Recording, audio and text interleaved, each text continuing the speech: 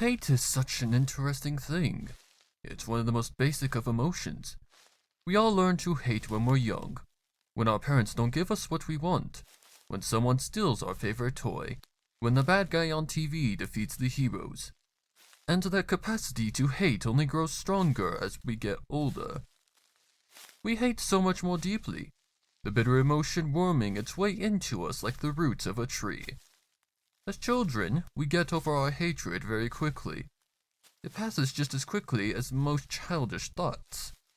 But as an adult, it sticks.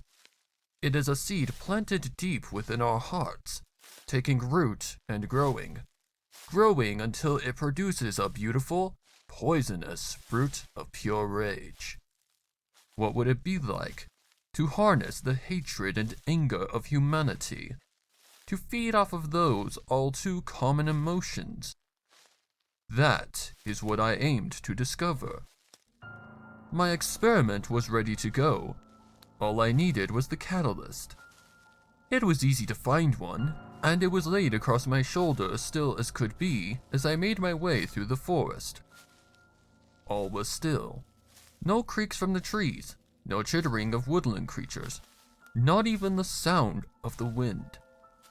The darkness was all-encompassing, closing in all around me like a cloak that shielded me from the prying eyes of the rest of the world. Some would find the forest at this time to be quite sinister. I found it somewhat charming. It was like a painting, one that depicted a dark path through a menacing wood. What would it represent? Because surely all art has meaning. Perhaps it symbolizes a precipice. A moment when the path forward seems wild and unclear, yet the traveler still forges ahead. I quite liked that. The trees suddenly pulled apart, widening into a small clearing. The full moon shone through a gap in the leaves overhead, the rays of light creating an enchanting effect in the very middle of the clearing. It was like something out of a fairy tale, and I half expected Queen Mab and her court to arrive and dance in the divine and mystifying manner of the Eyyy. Perhaps it was I who destined to dance in that moonlight. The soft beams caressing me in congratulations for achieving my goals. The catalyst was placed under the moonlight, her teal skin beautifully illuminated. She was perhaps not the best choice, not even the best in Canterlot, but she would more than do. She had more than enough hate for the seed to take root. Reaching into my breast pocket, I produced the golden sphere. It was an heirloom that had been passed down in my family for generations, a container of sorts. The decoration was simply stunning. Upon the gold had been carved multiple figures, their faces contorted in a variety of emotions that ranged from fear to rage to envy, all reaching towards a single thing, an apple. Opening the sphere revealed an interior made of velvet, and upon the velvet a simple seed. Or so it appeared, for as soon as one looked upon the seed, they felt something, a peculiar feeling.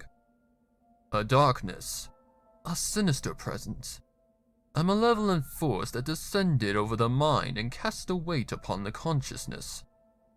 It was as though the seed was sentient and wished to bend those around it to its insidious will. It needn't try and tempt me. The process was theoretically simple. At least, I hoped it would be. My research had consisted solely of those who speculated about the seed, as none had ever given in to its dark temptations. Until now, of course. But I digress. The process was supposedly simple.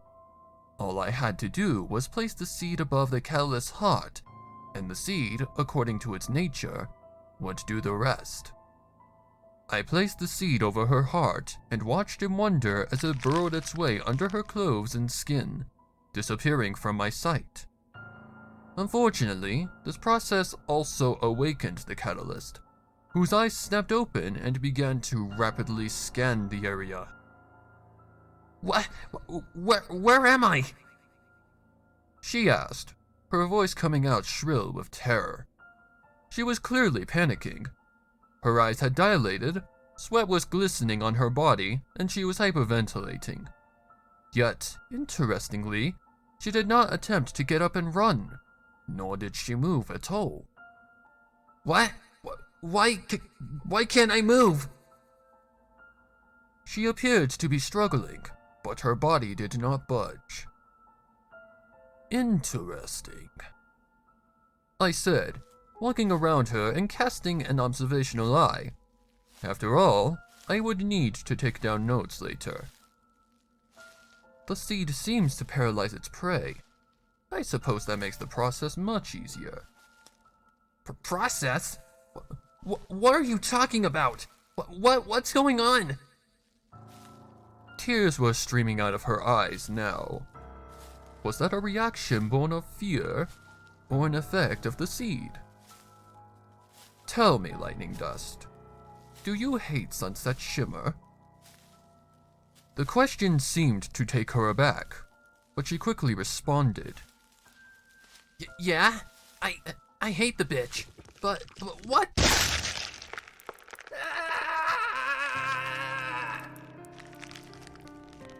She was cut off as a sprout erupted from her body. What an interesting organism it was!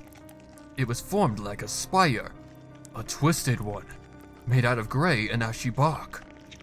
As I looked closer, I realized that the roots were combining with her circulatory system. How incredible!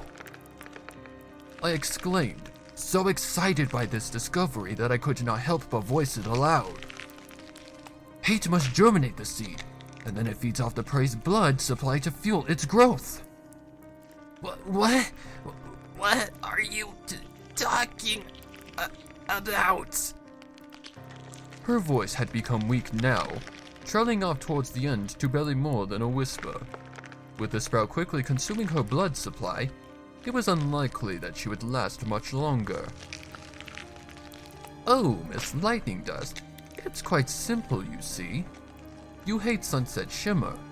This seed, it germinates in the flames of hatred, gathering its strength from the darkest parts of the human psyche. It will also devour you as a side effect, but I wouldn't worry about that if I were you. You won't even be able to feel it soon. And if in your final moments you need comfort, relish in this fact. Your sacrifice is going towards something much, much bigger. She was nearly gone by this point. The sprout had grown into quite the young sapling, an odd contradictory looking thing that simultaneously seemed both weak and strong. As the tree grew, the catalyst had simply lost her color, and at this point was nearly gray. Her eyes were dull and unfocused. Her lips parted slightly, air just barely passing through them as she took her final, weak breaths. You're insane. She breathed as the tree stole the last part of her essence. Lightning Dust was no more. In her wake was the poison tree of hatred. And upon that tree, small but supple, was a shining apple. As I plucked it from the tree, a poem came to mind. Of the primeval priest assumed power when Eternal spurned back his religion and gave him a place in the north. Obscure, shadowy, void, solitary. Eternals, I hear your call gladly. Dictate swift-winged words, and fear not to unfold your dark visions of torment.